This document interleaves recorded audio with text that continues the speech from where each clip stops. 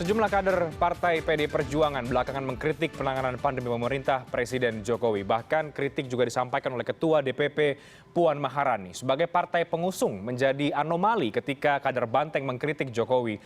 Hal itu kemudian menimbulkan spekulasi apa yang sebetulnya terjadi. Kita akan diskusikan pada malam hari ini terkait dengan rentetan kritik dari PDI Perjuangan terhadap pemerintahan Presiden Jokowi dalam penanganan pandemi. Ada 3 narasumber yang sudah bergabung malam hari ini. Ada Bang Adi Prayitno, pengamat politik dari UIN Syarif Hidayatullah. Dan juga ada Bang Arteria Dahlan, politikus dari PDI Perjuangan. Dan ada Bang Immanuel Ebenezer, Ketua Umum dari Relawan Jokowi Mania. Selamat malam Bapak-Bapak, apa kabar? Selamat malam, baik Mas Renhard. Baik, Bang Terry. Selamat malam juga buat Mas Arteria Dahlan dan Adi Prayitno. Ya, Bang Terry bisa dengar suara saya, Bang? Bisa. Oke, baik. Saya akan langsung ke Bang Terry terlebih dahulu deh, dari PDI Perjuangan. Bang Terry, ada banyak spekulasi ini, Bang, ketika beberapa kader PDI Perjuangan mengkritik penanganan pandemi pemerintahan Presiden Jokowi. Pertanyaan yang paling mendasar sebetulnya ada apa? Dan bagaimana kemudian menjawab spekulasi-spekulasi yang berkembang di luaran ketika ada kritik-kritik yang datang dari beberapa kader Partai Banteng, Bang Terry? Ya, kalau saya pikir yang dilakukan oleh PDI Perjuangan adalah sikap konsisten. Kami kalau dilihat dari rekam jejak digital, ya bagaimana PDI Perjuangan mengkritisi pemerintahan yang sedang berkuasa. Termasuk juga mengkritisi pemerintahannya Pak Jokowi. Ini kan bukan yang sekali 2 kali. Oke. Senantiasa setiap saat. Kenapa? Karena PDI Perjuangan adalah partai pengusung beliau yang punya kewajiban moral, kewajiban politik, dan kewajiban konstitusional untuk memastikan bagaimana kekuasaan yang dihasilkan oleh PDI Perjuangan, ya melalui rahimnya PDI Perjuangan, yang menjadi Pak Jokowi menjadi pemimpinnya saat ini penuh dengan kemanfaatan. Itu yang pertama. Kemudian yang kedua, kami tidak memandang ini sebagai suatu kritik atau semacam suatu apa ya. Ini adalah justru bagaimana kita memperlihatkan pertanggungjawaban antara hubungan PDI Perjuangan dengan kadernya, dengan Pak Jokowi. Justru tanda cinta ini, tanda sayang, tanda peduli. Kita kalau sayang sama orang kan kita juga kasih tahu, ini jalannya ada lubang, ada kerikil, dan sebagainya. Kami memastikan bahwa PDI Perjuangan ingin mengawal kepemimpinan Pak Jokowi ini, sukses story-nya Pak Jokowi dari periode pertama dan sampai nanti Pak Jokowi 2 periode, ini akan berjalan dengan mulus. Pemerintahan, fungsi-fungsi pemerintahan, kekuasaan berjalan sesuai dengan kehendak rakyat dan penuh kemanfaatan. Yang ketiga, ini juga kami berulang kali menyuarakan bagaimana pemerintah, ya anak buahnya Pak Jokowi ini, ada kementerian dan lembaga, Pak Menteri dan Kepala Lembaga, ya harus bisa mentransformasikan informasi, ide dan gagasan, sehingga begitu banyak kerja-kerja hebat pemerintah ini seolah-olah mudah sekali terpatahkan dengan banyaknya hoaks, banyaknya berita bohong. Padahal data digital, rekam jejaknya dengan bukti-bukti yang otentik, bagaimana tidak hanya pencegahan penyebarluasan COVID-19, tapi juga pemulihan ekonomi nasional dilakukan secara simultan. Ini kan memperlihatkan bahwa negara ini betul-betul hadir secara terstruktur, secara sistematis, dan juga masif. Nah ini yang berulang kali kita ingin suarakan. Yang terakhir ingin kita sampaikan begini, Mas. PDI Perjuangan selalu siap mewakafkan dirinya untuk kepentingan rakyat. Kami mendapatkan perintah dari Ibu Ketua DPR untuk memastikan rakyatlah yang menjadi epicentrum dari setiap gerakan dan giat-giat tugas-tugas dan fungsi kedewanan. Baik. Samping itu, baik buruknya Pak Jokowi ini pasti baik buruknya PDI Perjuangan. Baiknya buruknya Pak Jokowi pasti buruknya PDI Perjuangan. Baik Bang Terry. Tapi baiknya Pak Jokowi belum tentu baiknya PDI Perjuangan. Tapi kita senantiasa istiqomah. Dan mudah-mudahan ini adalah yang kita katakan ini adalah tanda cinta, tanda sayang, dan ini sama sekali tidak juga untuk kasar bahasanya untuk merongrong kepemimpinan Pak Jokowi. Dan saya pikir Pak Jokowi paham itu dan sangat berterima kasih dengan masukan-masukan yang disampaikan oleh kader-kader.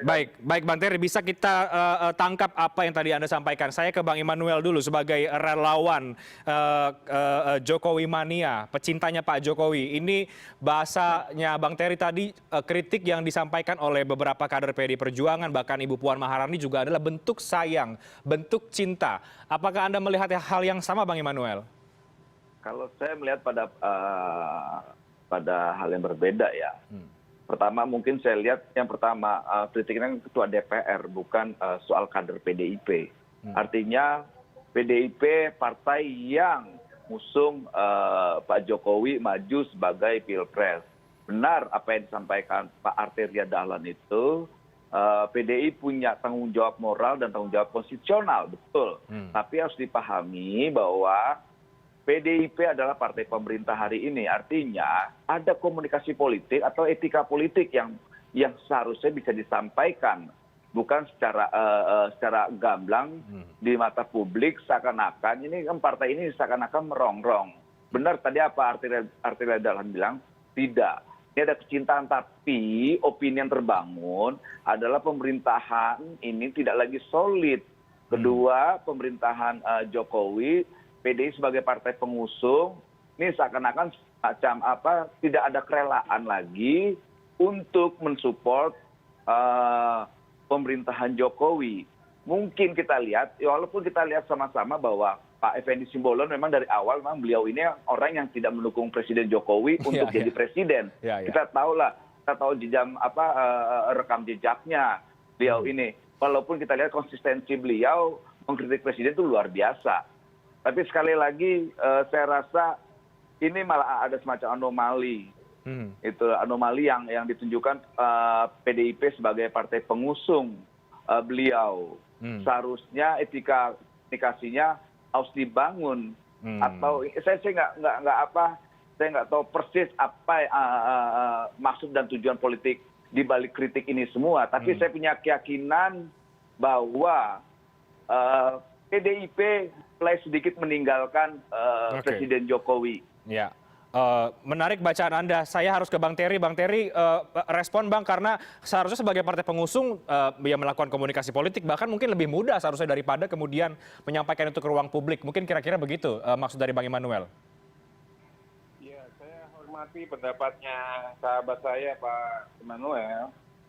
Tapi yang ingin disampaikan, saya pikir kalau bahasa komunikasi politik kan jelas ya. Segala kritik termasuk juga yang dikatakan oleh abang kami Pak Effendi Simbolon ya. Itu saya pikir itu adresatnya sudah jelas. Adresatnya itu kan nggak ke Pak Jokowi langsung. Tapi bagaimana adresat itu terlihat tegas kepada para pembantu presiden, ya, para menteri ya, dan kepala lembaga yang bertanggung jawab pada saat penanganan COVID-19 ini untuk bisa bekerja lebih hebat. Yang kedua, mampu untuk bisa mengklarifikasi dan menjelaskan ke publik atas kebijakan-kebijakan yang diambil. Dan juga mampu meyakinkan publik bahwa bersama pemerintah, ya, dengan bahu-membahu pemerintah dan rakyat, masalah pandemi COVID-19 ini bisa segera kita selesaikan. Ini yang berusaha dibangun oleh teman-teman PDI Perjuangan. Karena berkali-kali yang saya katakan itu, sudah tidak hanya dana untuk pemulihan ekonomi nasional yang 744,5 triliun, ya, refocusing dan segala kegiatan ini sekarang ini kan nyaris hanya untuk COVID itu lebih dari 1.000 triliun lebih. Itu nyaris begitu ada hoax terbantahkan dan rakyat percaya hoax. Artinya apa? Ada sesuatu yang salah di sini. Dan mudah-mudahan ini kritik yang disampaikan bisa untuk menjadi penguatan lah, bukan untuk melakukan pelemahan. Baik, Bang Terry. Kemudian kami juga ingin sampaikan, ya, juga tidak ada maksud atau tidak ada ingin kita mendiskreditkan pemerintahan beliau, karena kan baik buruknya Pak Jokowi, baik buruknya PDI Perjuangan. Tapi yang ingin kami sampaikan, Pak Jokowi harus bisa mereserve, artinya juga jangan percaya betul. Sisakan 5% atau 10% untuk melihat sendiri secara langsung bahwa apakah benar kebijakan yang sudah diambil ini bermanfaat bagi rakyat. Apakah benar ya kebijakan-kebijakan yang termasuk juga yang sekarang dinyatakan dengan penuh keyakinan ini bisa menjelaskan kepada publik sebagai instrumen solusi penyelesaian, itu adalah solusi penyelesaian yang efektif. Baik, Bang Terry. Yang seperti inilah yang ingin dihadirkan, yang ingin disampaikan oleh kami yang ada di Dewan. Tapi gini Mas, saya ingin sampaikan... Bang Terry, kita break dulu Bang Terry ya.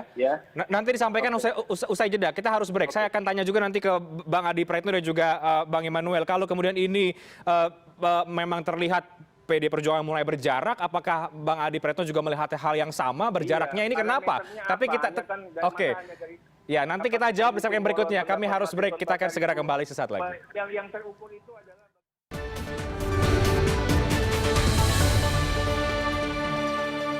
Saya langsung ke Bang Adi Praitno. Bang Adi Praitno, Anda membaca dari luar bagaimana? Apakah memang ini sampai jauh kemudian melihat bahwa tampaknya PD Perjuangan mulai berjarak terhadap pemerintah, terutama dalam hal penanganan pandemi, atau Anda punya bacaan yang lain dari beberapa kritikan yang belakangan kita lihat sampai dari PD Perjuangan, kader-kadernya ke pemerintahan Presiden Jokowi? Reinhardt, satu hal yang ingin saya tegaskan, ada satu istilah dalam politik kita itu yang disebut dengan kutukan periode kedua.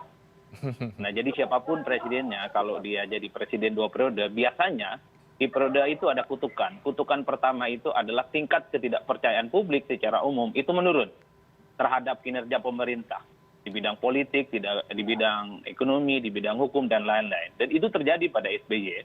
Nah, kutukan yang kedua itu adalah soal ancaman insoliditas, yang ini bisa memunculkan oposisi dari dalam. Jadi, fenomena PDIP ini mengkritik bagian dari kutukan periode kedua sebenarnya. Muncul kritik-kritik yang disampaikan secara terbuka, yang disampaikan secara vulgar, yang bahasanya Bung Immanuel ini kan soal akhlak berkomunikasi saja. Kalau memang Jokowi ini tidak sesuai aral, apa susahnya di WA, diajak ngobrol, tidak harus diumbar auratnya ke publik, seakan-akan ingin menelanjangi soal penanganan pandemi pemerintah ini tidak benar. Nah, ini yang saya sebut sebagai potensi insoliditas itu. Karena sudah mulai muncul adanya terutama partai koalisi, apalagi PDIP. Ini tentu saja kalau tidak di-maintain dengan baik komunikasi politiknya ke depan, bukan suatu hal yang sederhana. Bahkan ini bisa menjadi bibit ataupun bara kecil yang kemudian mengancam pemerintahan, soliditas, dan koalisi. Itu satu hal yang harus ditegaskan. Yang kedua, kalau ini sebagai sebuah tanda cinta, kalau kita yang melihat dari jauh, ini justru sebaliknya. Ini adalah sebuah sinyalmen besar. Jangan-jangan pemerintah saat ini dalam segala putusan politiknya yang strategis tidak pernah melibatkan koalisi partai secara umum. Hanya melibatkan presiden dan menteri. Tapi dalam sistem presidensialisme multipartai, partai-partai koalisi itu wajib dan perlu untuk diajak bicara, terutama soal penanganan pandemi. Dan jangan sampai gitu ya, bahwa distribusi soal penanganan pandemi itu hanya didominasi oleh orang yang itu saja. Kan sebenarnya itu yang ingin disampaikan. Dan tentu saja PDIP tidak mau babak belur sendirian. Karena kalau dianggap Jokowi ini gagal menangani pandemi, itu yang babak belur PDIP. Bukan Golkar, bukan Nasdem, bukan Gerindra, dan bukan yang lain. Nah, itu yang sebenarnya ingin disampaikan kepada publik. Wah, kritik Bang Masinton, kritik Bang Effendi Simbolon, termasuk Puan Maharani, secara terang benderang bahwa keputusan politik pemerintah terkait dengan pandemi bukan hanya tidak sesuai dengan fatsun politik PDIP, tapi dalam banyak hal PDIP memang tidak dilibatkan. Misalnya, itu yang kemudian dilihat oleh publik. Kenapa? Kok menteri-menteri dari PDIP tidak pernah kok menjadi corong dalam penanganan pandemi? Orangnya itu saja kok. Kok seakan-akan yang jadi jagoan di menterinya Jokowi cuma 1 atau 2 orang. Itu penting sebenarnya sebagai sebuah distribusi kepercayaan, kekuasaan politik yang mesti dilihat oleh presiden. Presiden boleh dipilih oleh rakyat. Tapi dalam sistem presidensialisme multipartai, koalisi partai, kelompok-kelompok yang mendukung di dalamnya itu menjadi instrumen penting yang mesti diperhatikan terutama untuk menjaga stabilitas di dalam. Karenanya ke depan tentu ini harus menjadi satu sinyalmen bagaimana komunikasi politik pemerintah tidak hanya terjadi antar presiden dengan menteri ataupun dengan di DPR, tapi dengan elit-elit partai, terutama PDIP sebagai partai pengusung. Nah, itu yang kemudian bisa kita tangkap, Reinhardt, dari jauh. Makanya kutukan ini jangan sampai membesar.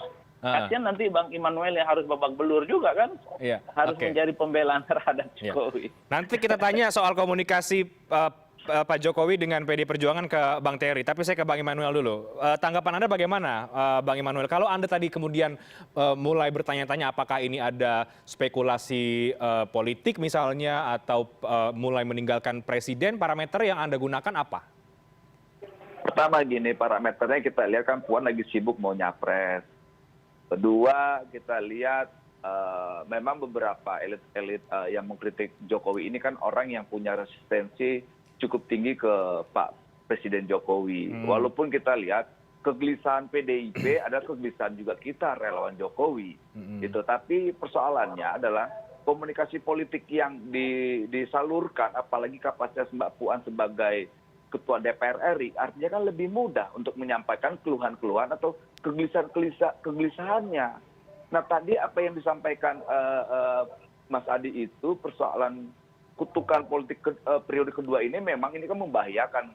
Ini akan menjadi sinyalemen atau legitimasi partai koalisi untuk bisa mundur teratur dengan sikap PDIP yang hari ini mengkritik Jokowi secara terbuka.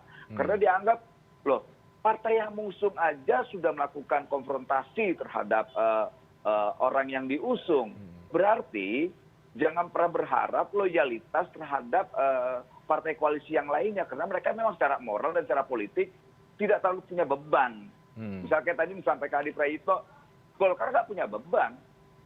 Nasdem nggak punya beban. Dan partai-partai koalisi lain nggak punya beban. Yang punya beban cukup berat memang PDIP. Nah seharusnya PDIP membangun komunikasi politik yang lebih bagus. Bukan seperti apa yang dilakukan hari ini. Saya lihat PDIP ini belum siap sebagai partai penguasa, belum siap menjadi partai pemerintah. Karena kan kulturnya PDIP ini dari dulu yang dikritik oleh kawan-kawan tidak punya mentalitas berkuasa. Mentalitas PDIP ini adalah mentalitas oposisi dan dari dulu seperti itu. Nah itu yang kita sayangkan dari dulu oleh yang kita kritik ke kawan-kawan PDIP. Kapan PDIP ini memiliki mental berkuasa? Berkuasa itu bukan dalam arti menjadi kultur yang sangat otoriter atau menghilangkan nilai-nilai yang sudah dianut, yaitu prinsip-prinsip demokrasi itu sendiri. Karena berkuasa itu kan kita bisa memaksakan nilai yang kita anut. Itu. Nah itulah prinsip kekuasaan. Ya. Nah artinya hari ini, maksud saya kalau seandainya Mbak Puan ingin nyapres, ya sudah nyapres aja. Tapi tak usah juga konfrontasi terbuka. Karena ini juga dampaknya ke PDIP. Baik, Bang Immanuel. PDIP ini satu-satunya partai yang diharapkan juga oleh rakyat Indonesia yang mampu menjaga keberagaman ini.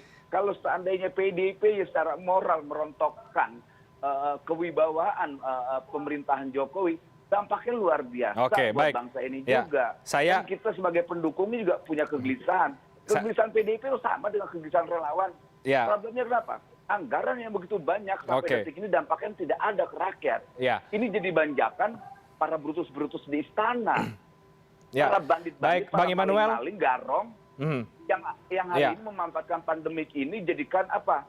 Objek bisnis. Baik, Bang Immanuel, tahan dulu sampai di situ. Yang kita lihat penanganan berbasis bisnis, bukan penanganan berbasis penyelesaian masalah. Baik, Bang Immanuel. Saya lihatnya salah satu kritik Bang Effendi Simbolon salah satunya itu. Makanya kita juga kadang-kadang melihatnya ada semacam anomali. Tapi sekali lagi saran kita buat Bang Arteria, menjadi partai penguasa yang benar lah. Karena ini rawan kita dihadapkan dengan para brutus-brutus yang tidak punya beban moral dan beban politik, apalagi beban ideologi. Karena di lingkaran Jokowi ini mereka nggak ada berideologi. Kita harus ke Bang Terry. Itu PDI. Baik Bang Immanuel. Jaga ideologi itu seharusnya kita sebagai pendukung presiden. Kalau saya kan sebagai relawan pendukung. Nah ini kan PDI ini kan pengusung. Baik Bang Immanuel, harus saya potong. Mohon maaf, saya harus ke Bang Terry untuk bisa merespon soal ini. Bang Terry, tanggapan Anda dari tadi disampaikan oleh Bang Immanuel dan juga bacaan dari Bang Adi Prayitno, termasuk juga soal mental berkuasa, bahkan karena ada aroma Mbak Puan mau nyapres sehingga kemudian mulai mengkritik secara terbuka terhadap Pak Presiden Jokowi. Ya, saya pikir yang saya pastikan ini tidak ada kaitannya dengan Mbak Puan mau nyapres. Kenalilah Mbak Puan. Mbak Puan tuh punya cara-cara yang sangat elegan. Apalagi yang boleh dikatakan sangat-sangat beradab lah. Tahu kapan bergerak, kapan berucap, kapan bertindak. Beliau itu kan tidak hanya anak biologis daripada Ibu Mega, tapi juga sekaligus juga anak ideologis beliau. Saya pikir jangan sampai kita ke arah sana lah. Kemudian yang kedua, komunikasi politik, saya pastikan antara Pak Jokowi dengan Ibu Ketua Umum kami, dengan Ibu Megawati, dengan partai sangat baik. Bagaimana dialektikanya selalu dibangun, selalu hadir. Bahkan berkali-kali dalam setiap rapat, apalagi kami di fraksi, instruksi untuk mengawal pemerintah itu betul-betul tegas. Tidak hanya tersurat, tapi memang dinyatakan secara lantang di situ. Kemudian yang dikatakan bahwa ada kritik dan sebagainya, kan kalau kita lihat dari narasinya, adresatnya kan jelas. Itu bukan ke Pak Jokowi. Adresatnya kepada menteri, kepada mereka-mereka diberikan amanah untuk melaksanakan kerja-kerja suci ini, ternyata pada prakteknya tidak mampu menjabarkan secara baik ke hadapan publik. Nah, tentunya kami, Pak Immanuel, PDIP adalah partai yang sangat dewasa, tahu bersikap kapan dan bagaimana dan harus dengan cara apa. Dan juga PDI Perjuangan partai yang sangat loyal.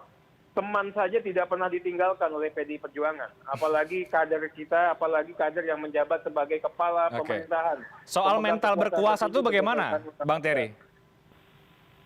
Gimana? Soal yang tadi disampaikan oleh Bang Immanuel, PDI Perjuangan belum punya atau tidak punya mental berkuasa saat ini, padahal sekarang sebagai ruling party. Dalam perspektif apa? Kalau kita bicaranya hanya pada masalah kritikan Pak Effendi, Pak Masinton, kalau kita bicaranya secara lebih terukur, ya dukungan kami ini sangat jelas. Bagaimana dukungan kami di DPR, bagaimana dukungan pemerintahan Pak Jokowi dalam konteks politik anggaran, dalam konteks kebijakan-kebijakan pemerintahan.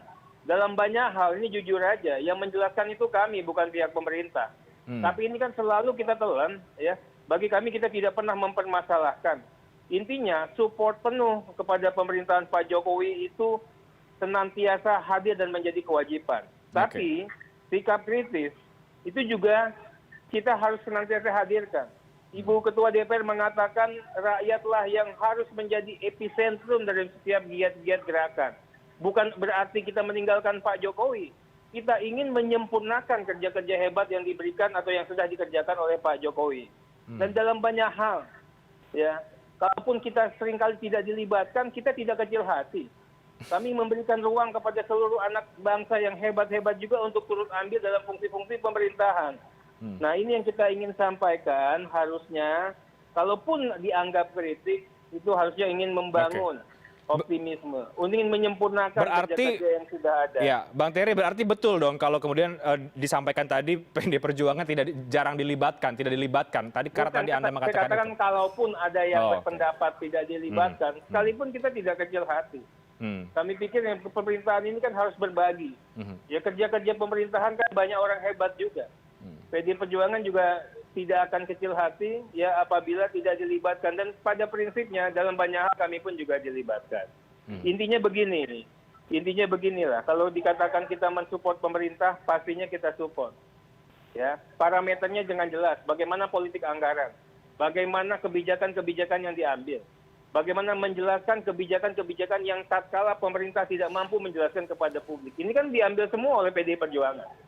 Nah, jadi kami mohon juga jangan sampai Pak Immanuel ya kita ini dibenturkan. Dan jangan sampai juga ada prasangka-prasangka yang lain gitu. Saya lebih ingin membangun bagaimana kita semua satu padu ya. Bagaimana kita semua ini membangun semangat kesetiakawanan sosial, menihilkan segala luka dan perbedaan untuk menghadapi permasalahan kebangsaan yang sedang dihadapi ini. Kan malu kita negara-negara lain itu antara pemimpin sama rakyatnya percaya. Di kita ini kebijakan pemimpin di bawah nggak sampai 1 detik juga dipermasalahkan dan dibuat polemik. Nah mudah-mudahan sesama kita juga sampai berpolemik lagi. Oke, baik kita harus break dulu ya Bapak-Bapak. Kami akan segera kembali sesaat lagi. Saya akan tanya juga ke Bang Adi Praitno sejauh mana kemudian implikasinya ke depan kalau rentetan kritik ini akan terus disampaikan karena tadi Anda katakan bisa-bisa kemudian ini bicara soal soliditas ya dari partai pengusung dan juga pendukung dari koalisi Presiden Jokowi. Kita harus break, kami akan segera kembali sesaat lagi.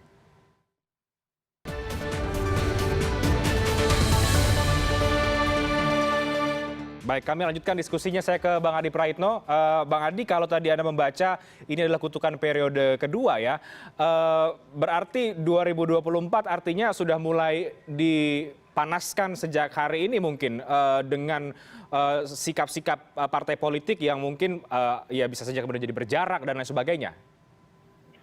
Soal kritik PDIP ke pemerintah, ini kan spekulasinya banyak ya. Selain hal-hal yang sudah saya sampaikan, tentu ini mungkin akan menjadi sebuah catatan sejarah penting. PDIP adalah partai politik yang pertama yang dalam tanda kutip mempertontonkan satu kritik vulgar terhadap presiden yang itu notabene-nya adalah kadernya sendiri. Misalnya itu tidak pernah terjadi pada SBY atau tidak pernah terjadi pada Gus Dur sebelumnya, di mana PKB mengkritik secara terbuka soal kebijakan Gus Dur misalnya, ataupun Demokrat mengkritik secara terbuka kebijakan politik pemerintah yang dilakukan oleh Partai Demokrat. Artinya apa? Kalau melihat karakteristik dari politik PDIP, memang irisan oposisinya tidak hilang. Tapi satu hal sebenarnya, Reinhard, yang ditangkap oleh publik, ini ada satu pesan politik yang sebenarnya ingin disampaikan. Mungkin soal komunikasi politik, ini mungkin soal distribusi tentang kewenangan soal penanganan pandemi, mungkin juga soal bagaimana supaya partai-partai politik ini juga dilibatkan dalam keputusan-keputusan strategis pemerintah dalam penanganan pandemik dan seterusnya dan seterusnya. Kalau sudah Mas Hinton, Mas Haribu yang bicara, kalau kemudian Effendi Simbolon yang bicara, apalagi ada Puan Maharani, ini bukan hanya sekadar tanda cinta, pesan politiknya banyak. Pertama, tentu PDIP tidak mau menjadi partai politik yang terus-menerus disalahkan terkait dengan kebijakan politik Jokowi. Karena setiap kebijakan politik Jokowi yang tidak populis, yang dibully adalah PDIP. Nah itulah yang sebenarnya ingin disampaikan kepada publik, bahwa dalam penanganan pandemi, dalam banyak hal, PDIP itu tidak setuju. Mungkin saja tidak dilibatkan. Mungkin saja tidak terlampau dipercayakan kepada menteri-menteri yang dimiliki oleh PDIP. Tapi itu yang sebenarnya ingin disampaikan oleh poinnya. Kalau ada yang bilang kritik PDIP itu hanya menyasar kepada menteri tertentu, saya justru melihat dua hal. Sasaran pertamanya memang kepada menteri yang statement-statement politiknya selalu berubah. Tapi ya, hari ini itu misalnya bilang COVID itu melandai, tapi besoknya faktanya melonjak. Tapi kalau melihat statementnya Effendi Simbolon, jelas kok pemerintah melanggar atau tidak mematuhi undang-undang karantina. Itu jelas ditujukan kepada siapa? Karena tidak melakukan lockdown. Saya tidak membaca Effendi Simbolon misalnya tidak terlampau struck terhadap Jokowi sejak diusung menjadi gubernur DKI Jakarta dan presiden. Tapi kalau memang dianggap offset Effendi Simbolon, ya mestinya ditarik statement-statement politiknya. Kalau kemudian Mas Hinton, Mas Heribu dianggap tidak mewakili sebuah partai, mestinya kemudian dikasih peringatan penting di fraksi. Nah, yang menarik kenapa Puan Maharani yang bicara, satu pesannya bahwa PDIP secara terbuka akan mengkritik apapun sikap politik pemerintah.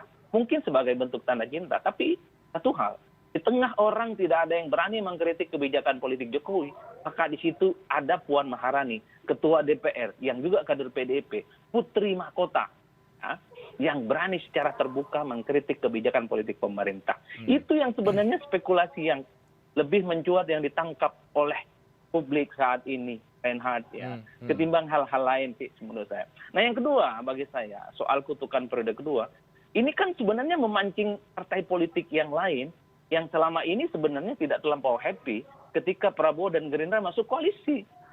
Ya, kalau PDIP sudah mulai berani mengkritik Jokowi secara terbuka, tentu partai-partai politik yang lain itu akan memunculkan hal yang sama. Karena mereka tidak punya beban. Jokowi bukan kader mereka, toh sebentar lagi juga akan berakhir masa politiknya.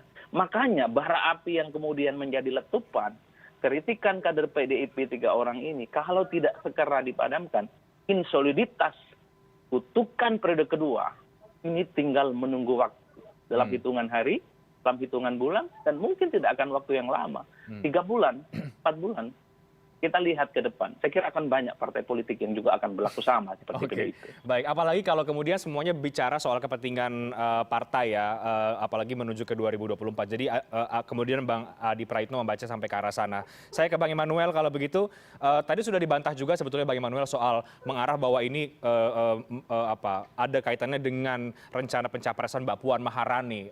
Itu sudah dibantah tadi. Kalau kemudian Anda membaca sampai ke situ, apa yang kemudian menjadi dasarnya spekulasi ini? Apakah karena memang ini diawali dari Mbak Puan juga yang ikut mengkritik atau bagaimana sebetulnya, Bang Immanuel? Gini, ini kan ofensif lah ya, ofensif politik yang dilakukan oleh partai pengusung.